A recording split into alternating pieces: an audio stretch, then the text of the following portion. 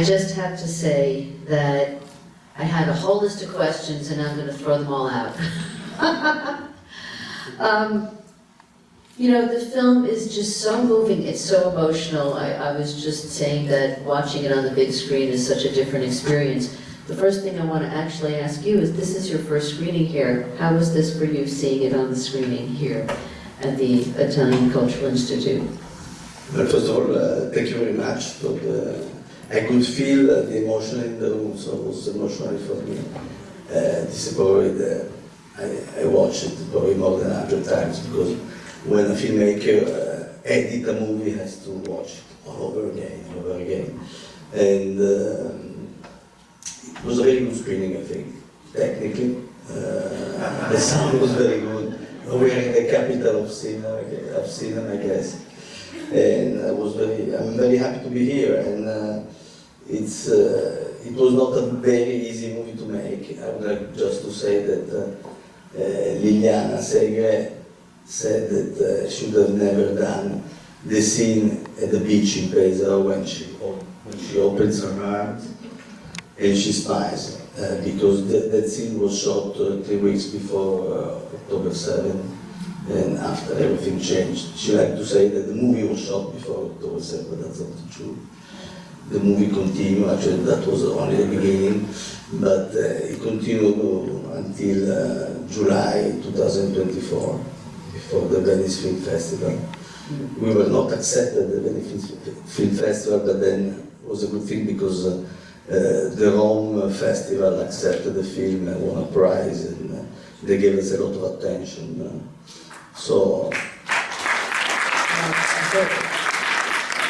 I wanted to go back a little bit and get into the story and why you made it and how you made it. It gives a really deep and detailed portrait, which gives access to the themes of trauma and the importance of how history is told to future generations. The film highlights how much LILIANA has contributed to the narration of the civil and cultural ideas of Italy. You also address various topics, including discrimination, arrest when it all began, themes that we're facing once again today. Talk about why you made this film, now with LILIANA. I know that you had interviewed her back in the mid-90s. Why was it important for you to make this film about this public figure? It was important because, as you have seen, she's really very popular in Italy. Since President Mattarella nominated her life senator. And everybody knows her. It's like our Simone Veil. In France, they had Simone Veil, we have LILIANA Segre. But the president nominated her because of her testimony to the young people, especially. And also because she's so precise. I mean, you have seen that when she testifies, she's like so precise. It's almost like reading a book. She has this literary quality that it's amazing for a witness. I have to say that I was talking with my collaborators and I said we have 400 hours of material that we recollect for the other film, Memoria, which was shot in 1997 and was selected at the Berlinale in Berlin, so it was a big thing in Italy because 7 million watched it on Italian television. But then we didn't realize only the Memoria, which was a collective kind of film, because there are more than 27 people who talks about their experience in Auschwitz.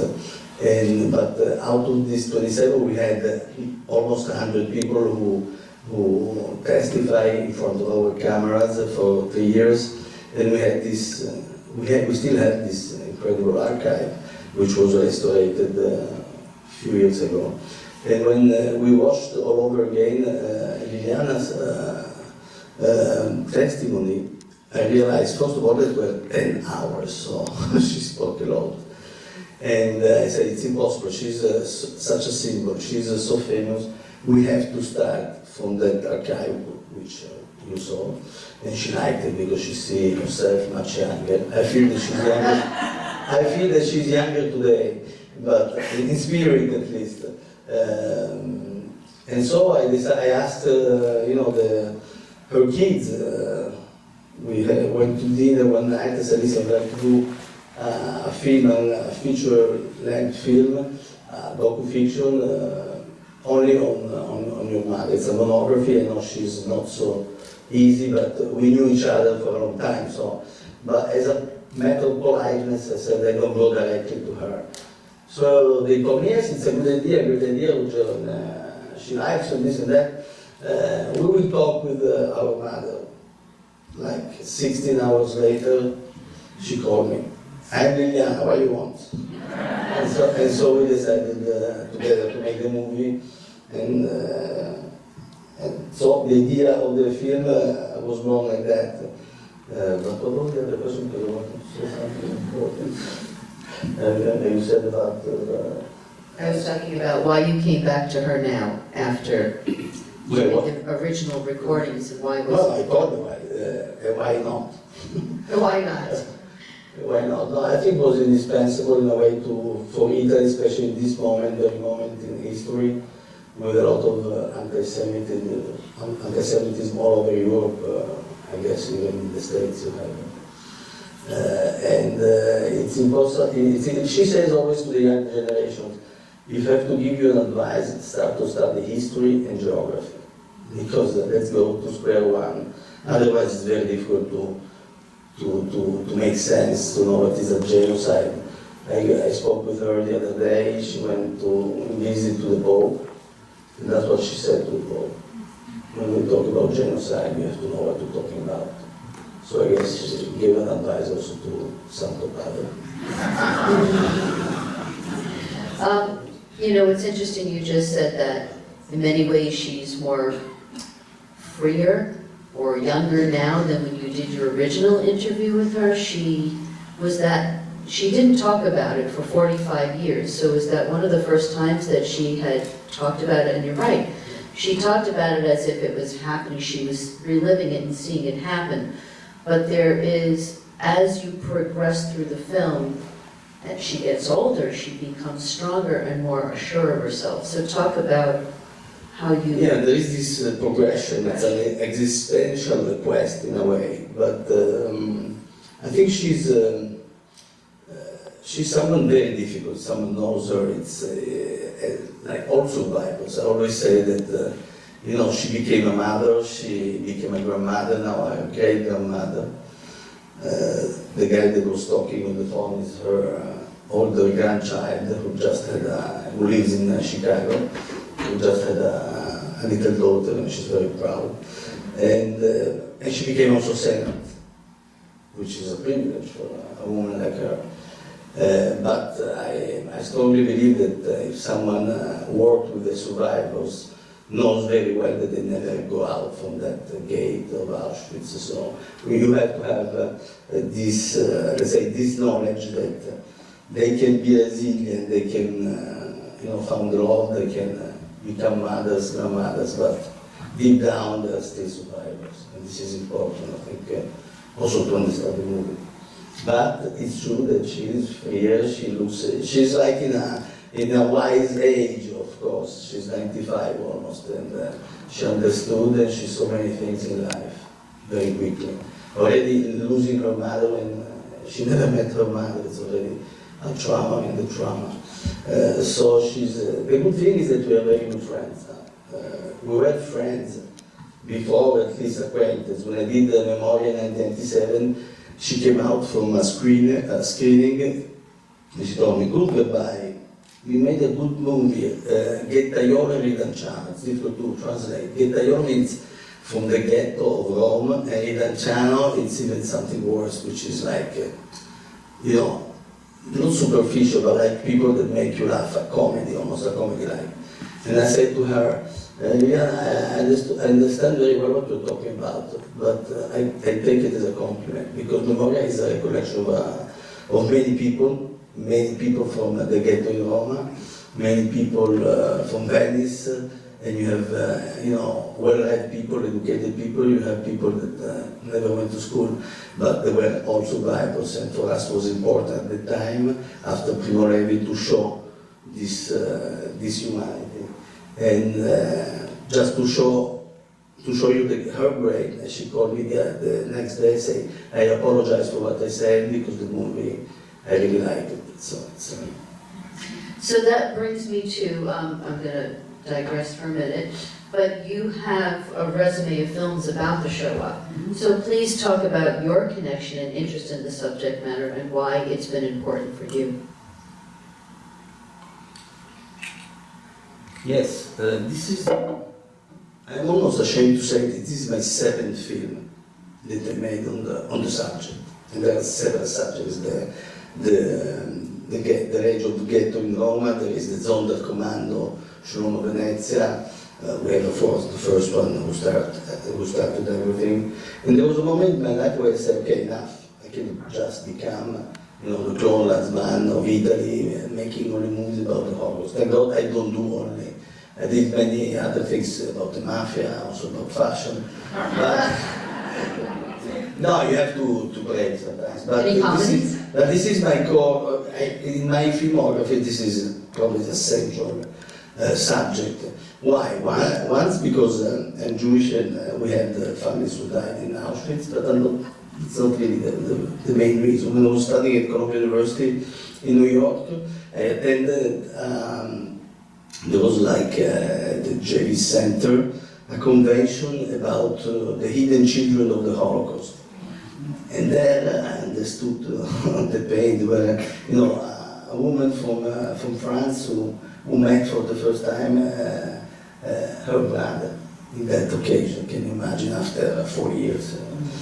And so I decided it was important. When I came back, when I decided not to come to live in LA, which was almost coming to after my studies in New York, I said, okay, I go to LA. Then something has changed. I have a twin brother in Italy and everything. I decided to go back. And then there was the first Berlusconi's government, and everything was linked. I mean, my field, media, cinema, television was linked with the politics. I said, oh my God, I left America to come here in this mess. And I was coming back to live in New York, and then all of a sudden they called me to do this project. And the project was 3 years on the making, the archive and the film. The film was so successful that I stayed and I never stopped working. And so I continued to do also movies about the Holocaust. And at a certain moment I was saying that I wanted to stop because I said enough, it's enough. Then I saw so many other documentaries which I felt it was not right, because I think when you tell this kind of story, you have to have a certain knowledge, sensibility, and also I hate rhetoric. When you make the Shoah a celebration, it's you kill it. And I try to give a lot of space to the witness and to the words. And till now, I think we were successful in doing it. We have our own style, and for the moment, until the last witness, I prefer to do it.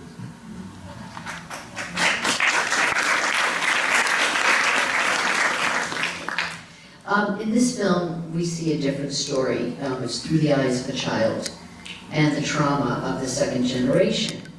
A survivor who didn't talk about it for 45 years, like we said before.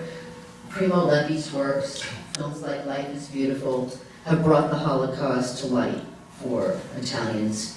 But talk about how your film today is one of the first in Italy to shine a spotlight on the trauma of the second generation. Good question, because I remember what I wanted to say, is that she's very clear on that. I was depressed for 5 years. I couldn't move from my bed. And only by starting to talk about her experience, it became her Prozac.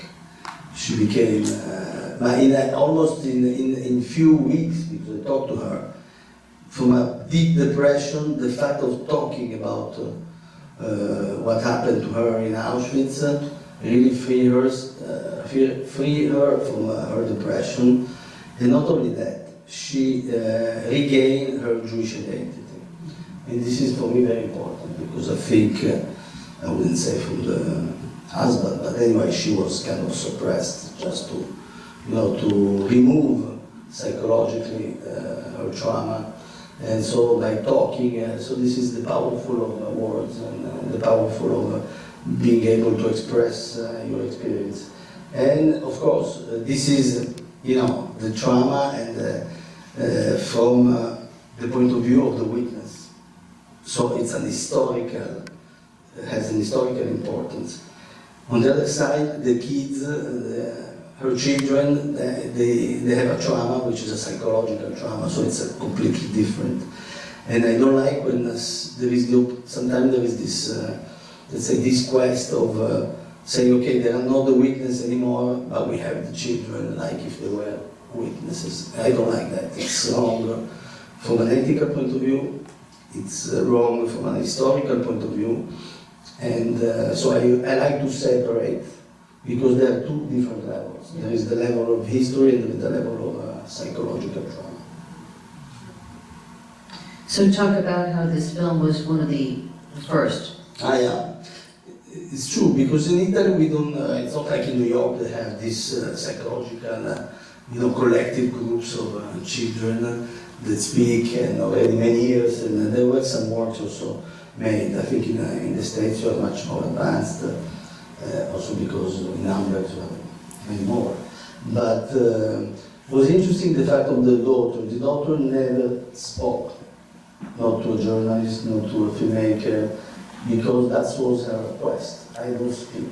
I know about it. Then one morning I called her and said, listen, for me there is no way that there is a movie about your mother, that you two brothers are protagonists, or at least they speak a lot, and there is not the daughter.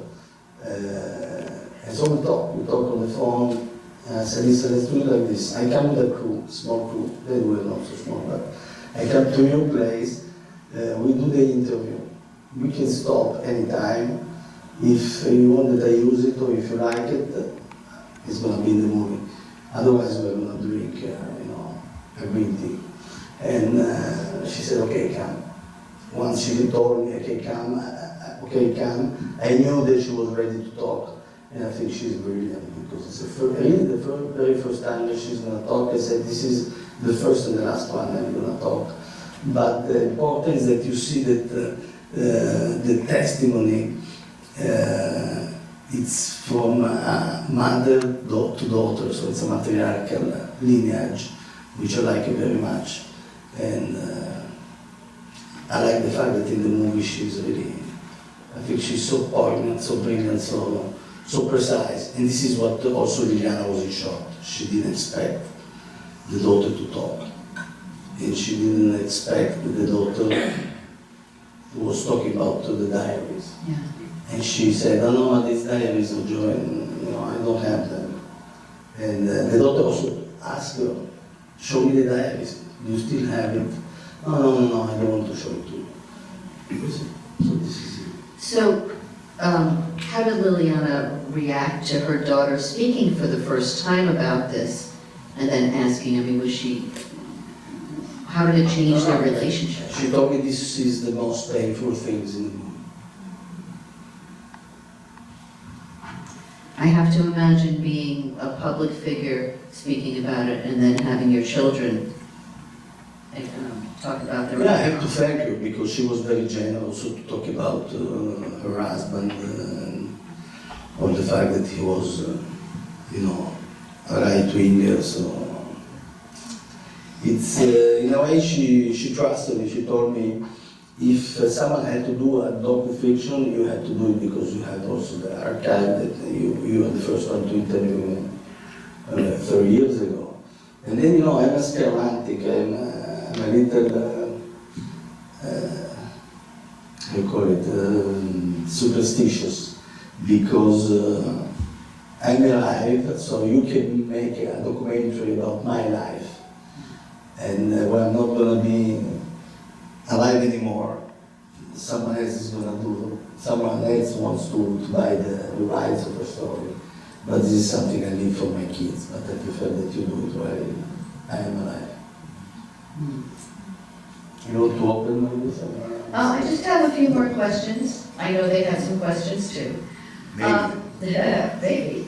Because we have, there's a part of our audience that is American, and we see, her getting accepted or being offered this position as a senator for life in the Italian Parliament. Can you just explain a little bit more what that means, what that would mean in, in our country here, what that would be equivalent to the life senator, and how she was chosen and appointed to that position? In Italy, we have two wings of the parliament, which is the parliament and the senate. And the senators are part of the parliament, of course, but there are two ways. When it's the parliament, Manuele or Console, correggetemi. When the parliament legislates something, has to go to the Senate to be approved. So it's kind of a ping pong. That's why someone wanted to raise the Senate, but was really built after the war. It's written in our constitution because it's a way of check and balance, which is the same thing in the United States. So to be senator means that you have a lot of power. And she opened this commission against anti-Semitism, anti-racism, and against totalitarianism, and she's very active. She does many things. She's quite, as you saw it in the movie Utopia, and she's quite bright. But recently she was involved in this hate since the movie came out, and the posters of the movie were published. She always had the haters, which are the Novaks, the people who think that the earth is flat and all this kind of thing. They're all together. And also there is also a political party who they vote, but I'm not going to say it here. And so she's, there are some haters, but I was saying before to the consul that they're very loud, I would say very noisy. I always say to the kids that in school or even to the public, we're more than them, we're smarter, and we have to be stay attached to our great constitution, which is a very good constitution, which is based on the Republican values of democracy and anti-fascism.